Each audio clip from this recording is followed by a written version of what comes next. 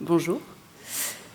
Je suis Hélène Kospérek, je suis ingénieure en technologie de la formation à l'IUT de Lannion, qui m'a demandé de venir vous parler de ce projet mené par le département de mesures physiques. Donc c'est un projet qui est mené avec le soutien du SUPTIS, de l'Université de Rennes, et qui s'inscrit dans l'appel à manifestation d'intérêt 2017 du projet Dune Désir. Donc l'objectif de ce projet a été en fait de créer un outil numérique qui permettrait d'engager l'étudiant dans son apprentissage des travaux pratiques, et il concerne pour l'instant la première année du DUT mesures physiques.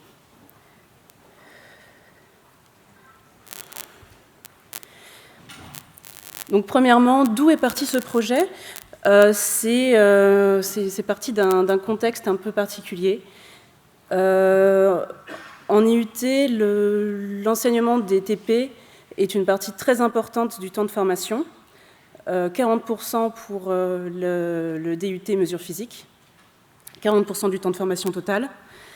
Et nos étudiants sont formés sur du matériel de haute technicité, très cher, et qui n'existe qu'en un seul exemplaire dans l'IUT, ce qui a imposé une organisation en TP par tour, en TP tournant, on appelle ça. Donc en fait, les étudiants sont répartis en groupes et passent de TP en TP tout le long de l'année. Donc il y a 6 à 7 manipulations différentes en simultané. Cette organisation s'accompagne de quelques difficultés. Déjà, on s'est rendu compte que la majorité des étudiants ne préparent pas leur TP avant d'arriver en séance, malgré la distribution. Malgré la distribution de documents prévus à cet effet. Et donc, ils se trouvent en difficulté lors des manipulations. Ils se retrouvent bloqués à des niveaux de base de la manipulation. Il y a aussi, du coup, ça s'accompagne de difficultés d'accompagnement, puisque, comme je vous disais, il y a 6 à 7 manipulations différentes en simultané, qui ne se trouvent pas forcément dans les mêmes pièces, et un enseignant qui passe de groupe en groupe pour débloquer les étudiants, qui se trouvent justement bloqués à tous les niveaux de la manipulation, donc ça devient très compliqué à gérer. Donc il y a beaucoup de temps mort et un gros manque, une grosse perte d'efficacité, pour ces TP, et des résultats mitigés, que ce soit au terme de ce TP ou à l'examen final. Donc,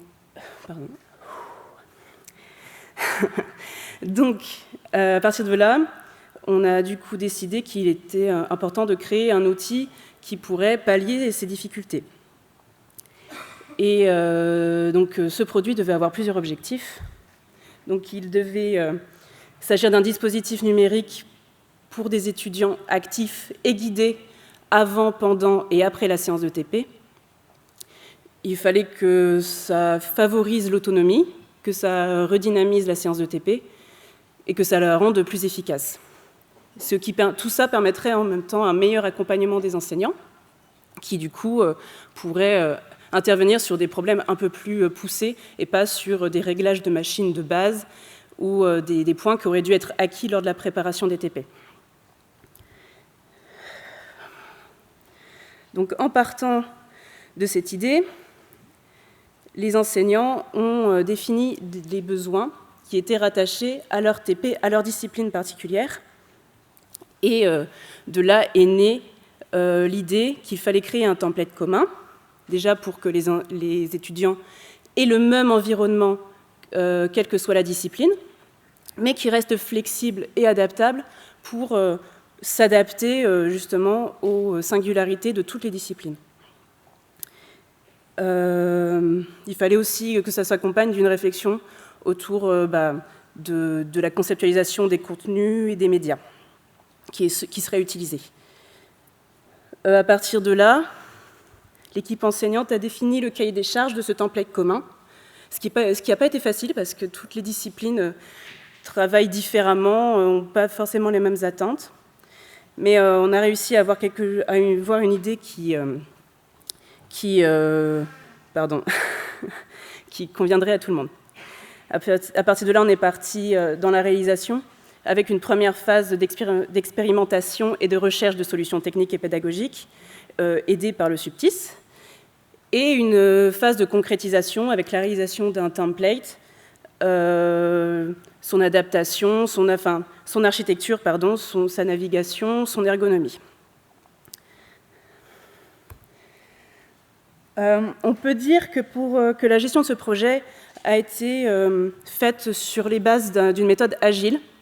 Premièrement, parce qu'on a constitué une équipe qui était vraiment multi-compétences, multi-professionnelle, puisqu'elle a été composée d'enseignants, d'une quinzaine d'enseignants de disciplines différentes, d'une 36 étudiants volontaires et des 2 ingénieurs TIS successifs, mon prédécesseur et moi-même, qui ont tous eu en fait des tâches très différentes. Pour les étudiants, donc, ils avaient expérimenté les TP l'année passée, et de leur expérience, ils ont aidé au réajustement des consignes, à l'adaptation des contenus pour pour répondre aux difficultés qu'ils avaient eux-mêmes rencontrées. Et ils ont créé un certain nombre de médias, surtout audiovisuels. Les enseignants, eux, donc, définition du cahier des charges, j'en ai déjà parlé. Encadrement, accompagnement des groupes, et bien sûr, c'était eux qui jouaient un peu le rôle d'experts métiers, ceux qui apportent le contenu scientifique, le savoir. Et enfin, les ingénieurs TIS, c'est la concrétisation du template avec le choix de la solution technique, l'architecture, la navigation et l'intégration des contenus et médias. Donc, je vous disais, du coup, c'est une équipe assez importante, avec un projet avec une dimension assez importante, puisqu'il y a 6 à 7 séries de TP, 6 à 7 TP dans chacune des séries de TP à réaliser. Et du coup, cette équipe a travaillé en interaction permanente, et cette interaction a été aidée par un membre de l'équipe qui a décidé de prendre en charge le rôle de facilitateur, donc qui permettait de faciliter les interactions, les organisations et l'achèvement du projet. Alors, ce template a beaucoup évolué au cours de la phase de réalisation, parce qu'en fait, très vite, on a voulu livrer un premier livrable. Et ce premier livrable a apporté de nouvelles problématiques auxquelles on n'avait pas forcément pensé, des soucis, quoi. Et du coup, ça a relancé le processus de réalisation. Et il y a eu une succession de livrables partiels jusqu'à arriver en fait à l'évolution du cahier des charges et arriver à un template qui convenait aux différents utilisateurs et aux différentes disciplines. Mais ce template actuel que je vais vous présenter maintenant est toujours un template partiel. Il va être amené à évoluer et à s'enrichir à travers aussi l'expérience des étudiants qui travaillent avec nous.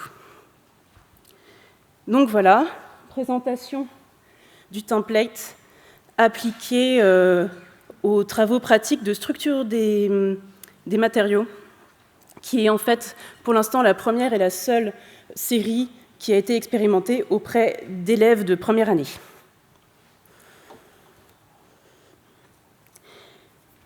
Donc, quand vous vous connectez, quand l'étudiant se connecte sur son cours Moodle série propriétés structure des matériaux, il arrive sur cette page qui est en fait une espèce de page d'accueil permettant d'avoir accès à tous les TP qu'il va devoir réaliser pour cette série de TP. Pardon. Donc, je vais prendre l'exemple du TP1, mais j'aurais pu prendre n'importe lequel. Donc, vous arrivez dans une première page. Ah. C'est l'HDMI qui lâche. Voilà. Donc, on retrouve les 3 étapes C'est bizarre ce truc. Je vais continuer à parler, sinon on va avoir des problèmes de temps. On retrouve en fait dans chaque TP les 3 étapes. Je prépare... J'ai rien fait là.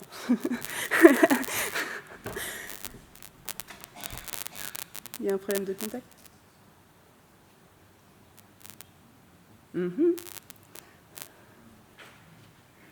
Attends, ça revient. Ah non, ça revient pas.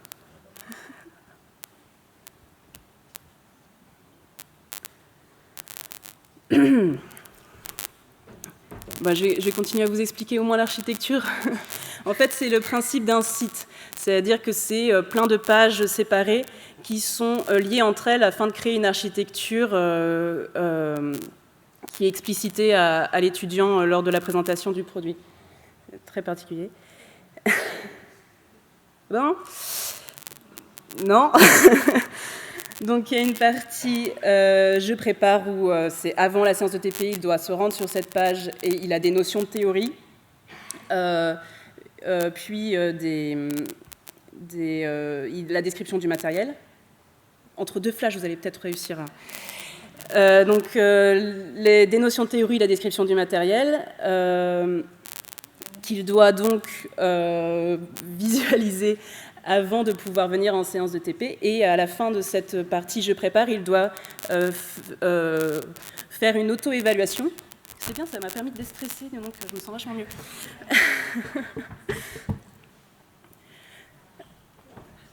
Il doit passer par... Merci.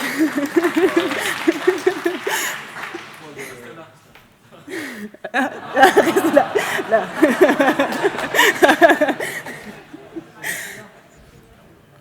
Reste là.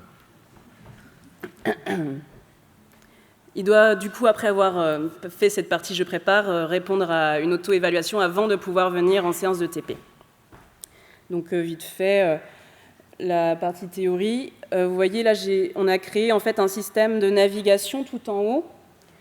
C'est en fait une navigation très simple, ça continue le fil d'Ariane, parce qu'une fois qu'on rentre dans les pages, le fil d'Ariane disparaît, on ne peut pas continuer à naviguer via ce fil d'Ariane. Du coup, j'ai simplement continué le fil d'Ariane dans ce menu en haut, et fait des liens entre les pages. Donc vous avez des notions théoriques, et vous voyez, il y a des petites vidéos réalisées par nos étudiants qui reprend les notions théoriques. Le matériel, bon là c'est très basique, on présente le matériel qu'ils devront utiliser et les logiciels. Donc voilà, après ils passent à l'auto-évaluation puis à la réalisation.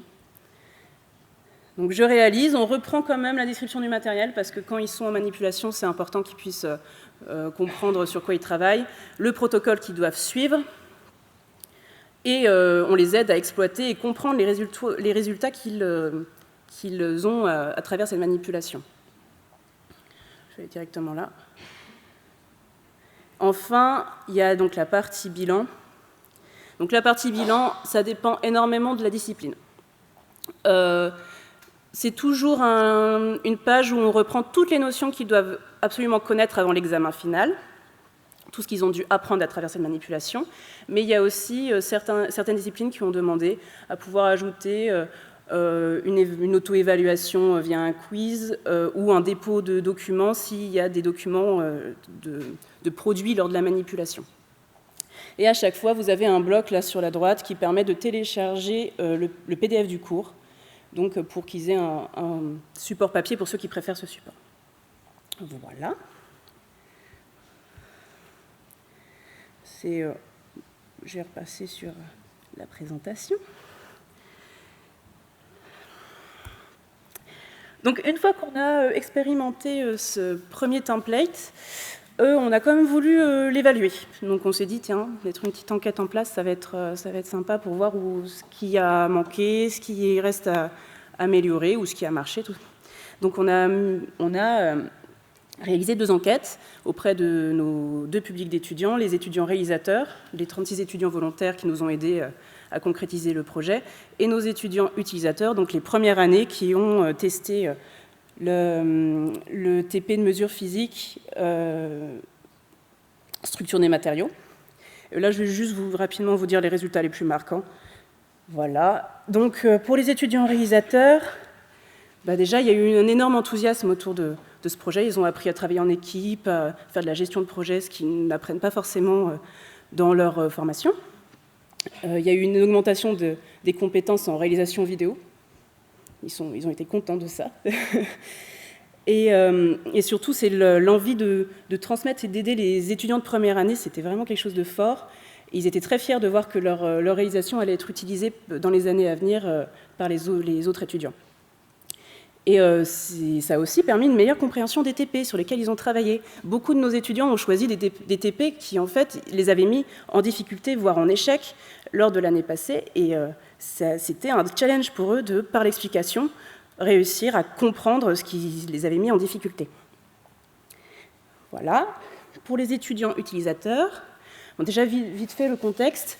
Donc, structure et propriété des matériaux, c'est 6 TP simultanés. C'est des appareils utilisés en laboratoire, donc dans les entreprises, donc c'est du matériel professionnel. Et pour 4 TP, la théorie n'avait pas été vue avant les travaux pratiques.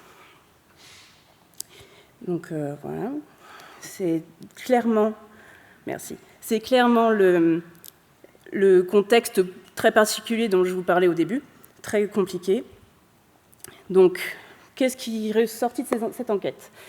Pour la phase de préparation, 66% des étudiants se sont dit motivés à préparer leur TP. C'est beaucoup plus que ce qu'il y avait avant. Pourquoi? Donc, ils ont dit que c'était parce que c'était une approche différente, plus ludique. Ça leur permettait de comprendre avant pour pouvoir poser des questions. Ce qui, par contre, là, ça semble bizarre parce que c'était déjà le cas avant. Mais par contre, on s'est rendu compte aussi que les étudiants qui ne préparaient pas du tout leur TP ne les ont pas plus préparés avec ce dispositif. Voilà. Les médias vidéo ont été plutôt bien perçus. Ça a permis une meilleure compréhension, mais les étudiants ont gardé l'envie d'avoir cette trace écrite parce que c'est quelque chose de très important pour eux, de rassurant d'avoir cette partie écrite qu'ils peut-être pensent plus légitime, je ne sais pas, plus sérieuse. Par contre, le fait que ce soit des vidéos faites par leurs aînés, ça ne les a pas plus motivés que ça ne les a pas plus intrigués que ça. Bon. La phase de réalisation, oui, ils ont tous dit qu'ils étaient un peu plus autonomes sur la prise en main et le réglage des appareils. Et ça a permis de dégager beaucoup de temps pour les enseignants, et ça a permis moins de temps mort pendant la séance, plus de concentration des étudiants. Et puis, ça leur a permis de travailler à leur rythme.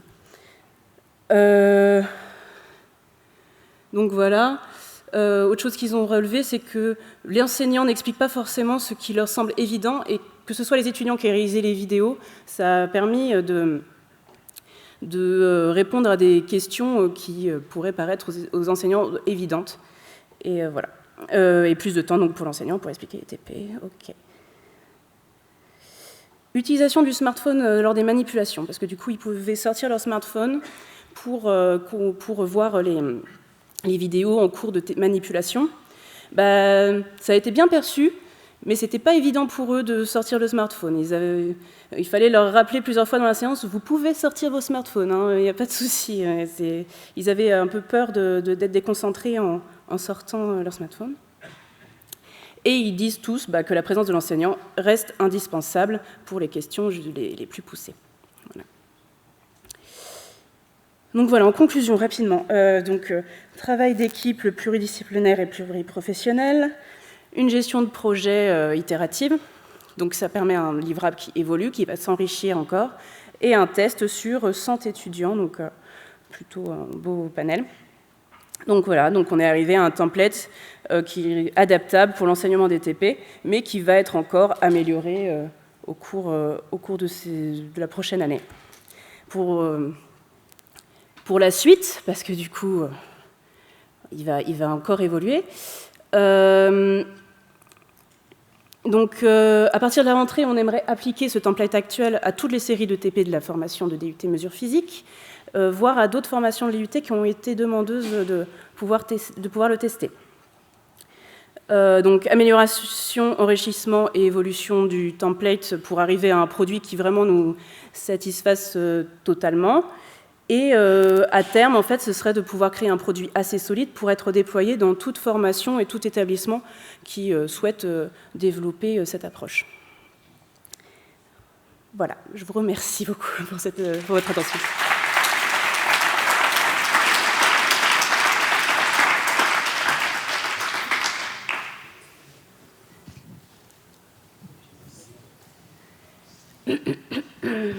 Bonjour, Sylvie Beaufils, Université de Rennes. Donc, je suis enseignante en physique, moi aussi. Et j'ai une question sur vos TP. Est-ce que vous imaginez une évolution où vous proposeriez aux étudiants d'élaborer un protocole au lieu de le suivre? Alors, les étudiants de deuxième année nous ont aidés à revoir le protocole. Mais c'est vrai que les étudiants de première année continuent à suivre un protocole. Je ne sais pas si ce serait envisagé. Qu'est-ce qu'on pense? J'ai ma collègue qui est juste devant. En tout cas, si vous souhaitez échanger, j'ai un retour d'expérience sur des étudiants de première année à qui on demande d'élaborer un protocole. Donc ça enrichirait énormément votre dispositif qui est vraiment super. Justement, grâce à ce produit, ce template, il y a beaucoup de choses qui sont possibles puisque justement, ce qu'on ne vous a pas dit, c'est qu'une des difficultés, ça a été de faire travailler des enseignants de disciplines différentes ensemble. On est parti du postulat que chaque enseignant donne le meilleur de lui-même et défend sa façon d'enseigner. Et donc, quand on fait asseoir à une même table des chimistes, des électroniciens, des physiciens, des matériaux, ça a été mais moi je veux ça, moi je veux ça. Et là, on a un produit qui est vraiment adaptable pour tous et ce qui permet aussi pour la pédagogie que l'étudiant, quand il va arriver dans n'importe quelle séance de TP, il aura le même environnement. Donc pas une perte de temps, enfin entre guillemets, qui serait que l'étudiant doit s'adapter à chaque fois à la façon d'enseigner.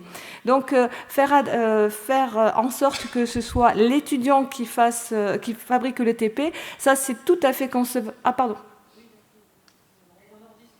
Parce que c'est concevable avec ce projet-là, mais c'est une extension, quoi.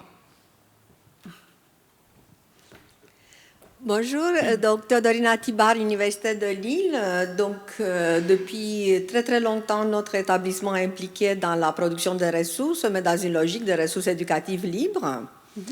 Et dans tout ce qui est préparation de TP, on a mené un projet soutenu aussi dans nos appels à projets internes avec le responsable du IUT Génie Mesures Physiques, qui s'est concrétisé dans la production d'un site web en accès libre pour toute la planète, n'est-ce pas? Qui a un nom qui n'est pas très bien indexé par Google parce qu'un peu TPMP at home, voilà, personne ne va chercher ça, mais on n'est pas tous des communicants, avec 16 modules de préparation de TP qui ont été élaborés par les enseignants. Donc les domaines couverts sont électricité, mécanique vibratoire, électronique pour l'instant. Mais avec une forte implication des équipes pédagogiques dans la validation du scénario et avec une volonté très forte de ne pas remplacer le TP en présence, mais de faire un outil de préparation, mais qui va jusqu'aux simulations, là où c'est possible, donc des simulations en HTML5 et compagnie, pour comprendre le modèle conceptuel derrière le TP, là où ça s'applique. Voilà, donc je fais un peu la pub. On veut accompagner ça par des espaces Moodle, donc tout est fait sous Scénarii, donc modifiable, réutilisable, diffusion mobile, diffusion papier, diffusion web.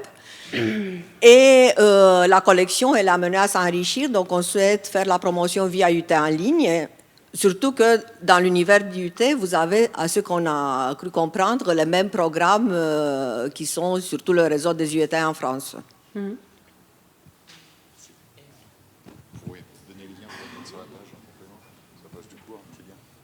D'accord.